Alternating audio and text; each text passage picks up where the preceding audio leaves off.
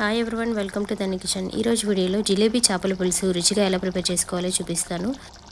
అస్సలు చేప ముక్క విరగకుండా సూపర్ టేస్టీగా ఎలా ప్రిపేర్ చేసుకోవాలో చూద్దాం.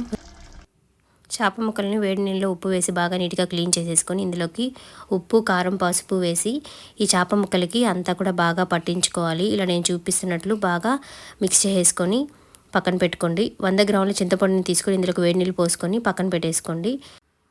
స్టవ్ ఆన్ చేసుకొని కడాయి పెట్టుకొని ఆయిల్ అనేది పోసుకోవాలి. ఆయిల్ పోసుకున్న తర్వాత పోపు వేసుకొని పోపు బాగా ఫ్రై అయిన తర్వాత ఒక పెద్ద ఆనియన్ తీసుకొని కట్ చేసుకొని వేసుకొని పచ్చిమిర్చిని కూడా వేసేసుకొని బాగా ఫ్రై చేసుకోవాలి. ఇది గోల్డెన్ కలర్ వచ్చిన తర్వాత ఇందులోకి ఒక పెద్ద టమాటాని నీట్గా కట్ చేసుకొని ఇలా నేను చూపిస్తున్నట్లు కట్ చేసుకొని వేసేసుకోండి. టమాటా బాగా మెత్తపడేంత వరకు బాగా ఫ్రై చేసుకోవాలి.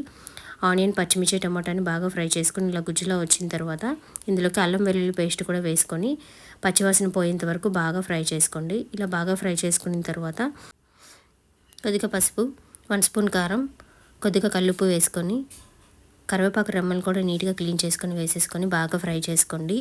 ఇదంతా కూడా బాగా ఫ్రై చేసుకున్న తర్వాత ధనియాలు, మెంతులు వేసి ప్రిపేర్ చేసుకున్న పొడిని కూడా 1 స్పూన్ వేసుకోండి. ఇలా పౌడర్ వేసుకున్న తర్వాత బాగా మిక్స్ చేసుకోండి. ఇప్పుడు పసుపు, ఉప్పు, కారం పట్టించిన జిలేబీ చేప ముక్కలను కూడా ఇందులోకి వేసేసుకొని పేస్ట్ అంతా కూడా బాగా పట్టేటట్టు ఒకసారి బాగా మిక్స్ చేసుకోండి. ఇలా మిక్స్ చేసుకున్న తర్వాత నానబెట్టుకున్న చింతపండు పులుసుని కూడా ఇందులోకి వేసేసుకొని ఒకసారి అంతా కూడా గరిటెతో బాగా మిక్స్ చేసుకోండి. ఇలా మిక్స్ చేసుకున్న తర్వాత దీనిపైన మూత పెట్టేసి ఒక 10 నిమిషాల పాటు ఉడకనివ్వండి.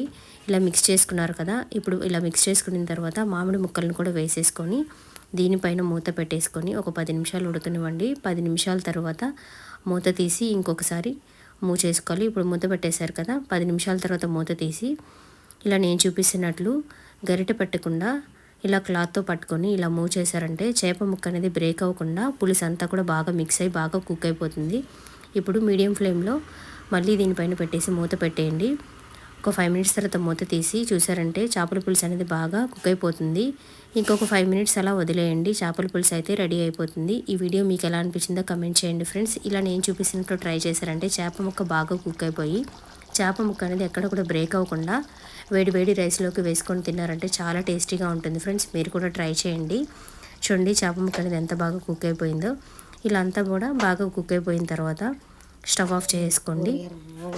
ఇలా తీసుకొని పక్కన పెట్టేసుకోండి. ఫైనల్గా కొత్తిమీర అనేది వేసేసుకున్నారంటే జిలేబీ చేపల పులుసు రెడీ. మీరు కూడా ట్రై చేయండి ఫ్రెండ్స్. ఫస్ట్ టైం మన ఛానల్ విజిట్ చేసినట్లయితే తప్పకుండా సబ్స్క్రైబ్ చేసుకొని సపోర్ట్ చేయండి. Thank you for watching.